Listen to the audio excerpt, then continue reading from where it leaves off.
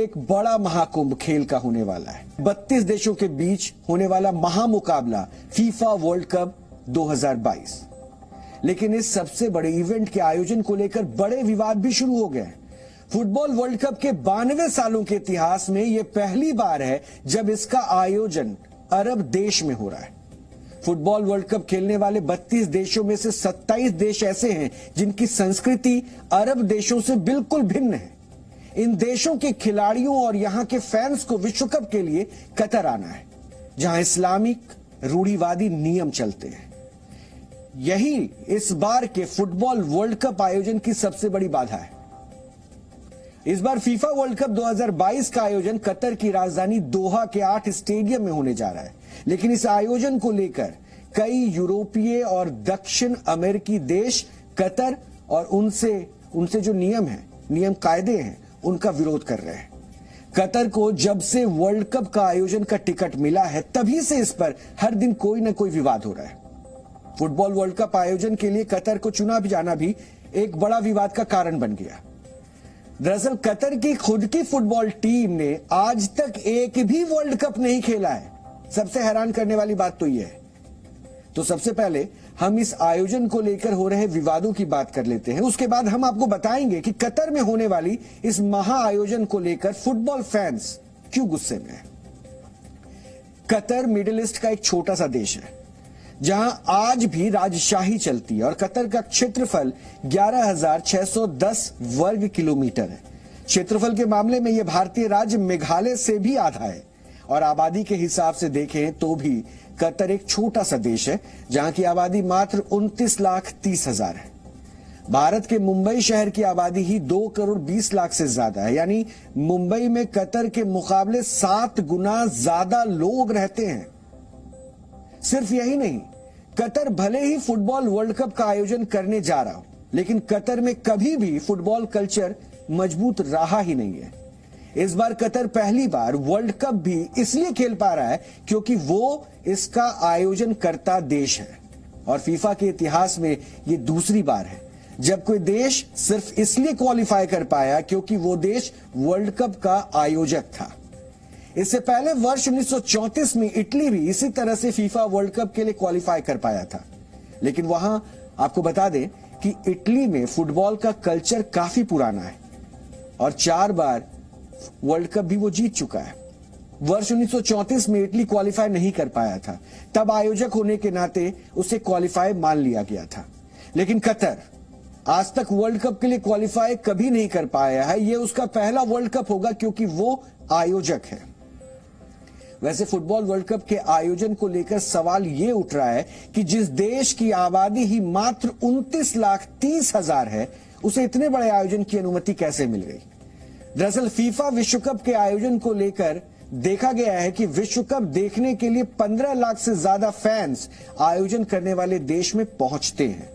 देखा जाए तो दर्शकों की यह संख्या कतर की कुल आबादी का आधा है और इतने बड़े आयोजन और इतने सारे दर्शकों को हैंडल करना कतर के लिए बहुत मुश्किल है। कतर को फुटबॉल के सबसे बड़े इवेंट का आयोजन कैसे मिल गया, इस सवाल का जवाब हम आपको बता सकते हैं। कतर दुनिया के सबसे अमीर देशों में शुमार है और आरोप है कि पैसे के दम पर उसने विश्व कप आयोजन का टिकट हासिल कर लिया। आमतौर पर कतर का एक आम नागरिक अमेरिका के एक आम नागरिक से 2 गुना ज्यादा अमीर है और प्रति व्यक्ति आय के हिसाब से कतर इस दुनिया का सबसे अमीर देश है। वर्ष 2010 से ही कतर पर आरोप लग रहे हैं कि उसने फीफा विश्व कप का आयोजन पाने के लिए पानी की तरह पैसा बहाया है। कतर पर आरोप यह भी लग रहे हैं कि उसने विश्व कप आयोजन पाने के लिए लॉबिंग की, जरूरत पड़ने पर उसने रिश्वत भी दिया। यूएस जस्टिस डिपार्टमेंट की एक रिपोर्ट के मुताबिक कतर ने फीफा विश्व कप आयोजन के लिए होने वाली वोटिंग में डेलीगेट्स को अपने पक्ष में वोट डलवाने के लिए रिश्वत दी थी। हालांकि कतर ने इन आरोपों को नकार दिया था। 2022 वर्ल्ड कप के आयोजन का टिकट कतर को वर्ष 2010 में हुए चुनाव में मिला था।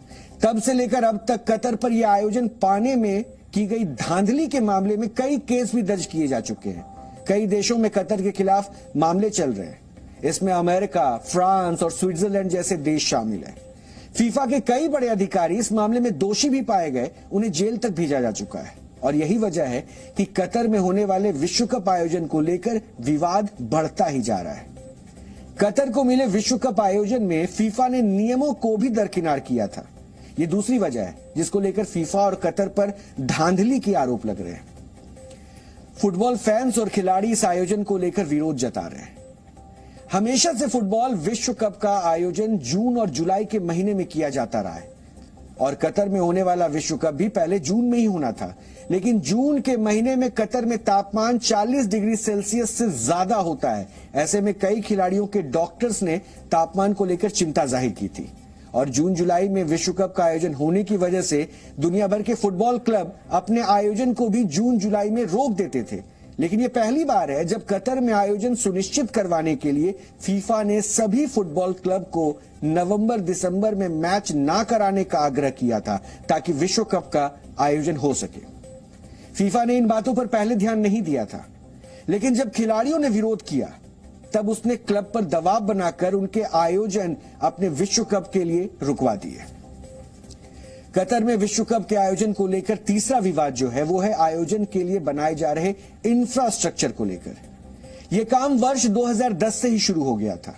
दरअसल कतर को जब विश्व कप मेजबानी मिली तब उसके पास न मेट्रो थी, न इंटरनेशनल फुटबॉल स्टेडियम थे और न ही बड़ी संख्या में आने वाले फैंस के लिए होटल्स थे। लेकिन चूंकि कतर एक अमीर देश है, इसलिए उसने विश्व कप आयोजन से पहले सब कुछ तैयार करने का प्लान बनाया। इसके लिए उसने विदेशों से मजदूर बुलवाए। इन मजदूरों को यहां बहुत शोषित किया गया। इसी को लेकर कतर और फीफा पर सवाल उठ रहे हैं। आपको जानकर हैरानी होगी कि कतर की 29,30,000 की आबादी में असली नागरिक केवल 3 लाख हैं। यानी कतर के करीब 90% से ज्यादा लोग विदेशी मजदूर या कामगार हैं। विश्व कप के आयोजन को लेकर जो भी इंफ्रास्ट्रक्चर बनाया गया उसके लिए विदेशी मजदूरों को कफाला सिस्टम के तहत कतर बुलाया गया। कतर में जितने भी मजदूर या कामगार आते हैं उन्हें इसी सिस्टम कफाला के तहत ही कतर में एंट्री दी जाती है। कफाला सिस्टम, इसे हम आपको 3 पॉइंट से समझा सकते हैं। पहला है कि वही विदेशी मजदूर कतर आ सकता है जिसका खर्चा कतर की कंपनी उठा रही हो। दूसरा है कंपनी के खर्च पर आने वाले मजदूर को हर काम के लिए कंपनी की इजाजत लेनी होती है।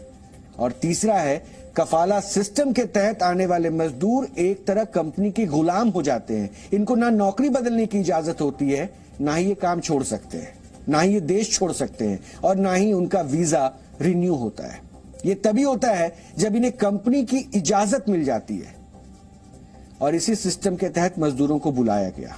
कफाला सिस्टम के तहत आने वाले मजदूरों के पासपोर्ट और वीजा कतर की ये कंपनियां जबरन रख लेती हैं और कई बार इन मजदूरों को महीनों तक सैलरी भी नहीं दी जाती।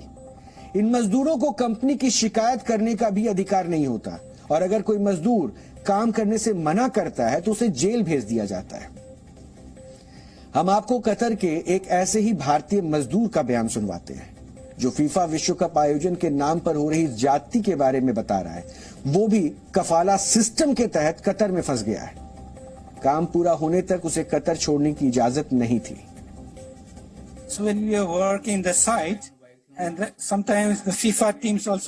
हम जब साइट पर काम करते हैं तब फीफा टीम वाले इंस्पेक्शन करने भी आते हैं। हमने अपनी मुश्किलों के बारे में उन्हें कहना चाहा, हमारे दुखों के बारे में भी, लेकिन हमें रोका गया। हमें ऐसा करने की इजाजत नहीं थी। और जब हम अपनी शिकायत दर्ज करवा रहे थे तब उनका ये कहना था कि ये कंपनी के लिए मुश्किल होगा और सरकार ही ये कंपनी है और हमें फीफा इंस्पेक्टर से बात करने की इजाजत नहीं दी गई। जब उन्हें ये पता चल जाता कि फीफा इंस्पेक्टर आ रहे हैं तब हमें कैंप में भेज दिया जाता था और जब वो चले जाते थे तब हमें वापस साइट पर भेज दिया जाता था। 4 बजे उठेर गएपछि बेलुका 10-11 बजेसम्म ड्युटी हुन्थ्यो। खानाको टाइम पनि दिएको थिएन। खानाको लागि पुरा गर्यो भने तिमी खाना आएको काम गर्न आएको, त्यसो जवाफ पाइन्थ्यो। विश्व कप के आयोजन को लेकर कतर इतनी जल्दी में था कि कफाला जैसे नियम के जरिए हो रहे शोषण पर उसने ध्यान नहीं दिया। लेकिन एमनेस्टी इंटरनेशनल और ह्यूमन राइट्स वॉच जैसे कई गैर सरकारी संगठनों ने इस मुद्दे को लेकर पूरी दुनिया में कतर पर सवाल उठाए। एमनेस्टी इंटरनेशनल के मुताबिक फीफा विश्व कप आयोजन के लिए किए जा रहे निर्माण के दौरान वर्ष 2010 से 2020 के बीच 15,021 मजदूरों की मौत हो चुकी है और उनका आरोप है कि इस काम के लिए आए मजदूरों को वेतन और हेल्थ इंश्योरेंस भी नहीं दिया गया है। हाल ही में कतर विश्व कप के आयोजन के एम्बेसडर खालिद सलमान के एक बयान के बाद यह विरोध और भी बढ़ गया था। उन्होंने अपने एक बयान में कहा था कि समलैंगिकता मानसिक रोग है। To say about the gay, the most important question here, everybody they will accept they come in here, but they will accept, they have to accept our rules here. But in the law, homosexuality is forbidden. That's haram. You know haram what's meaning? Yes, haram. Yeah, it's haram.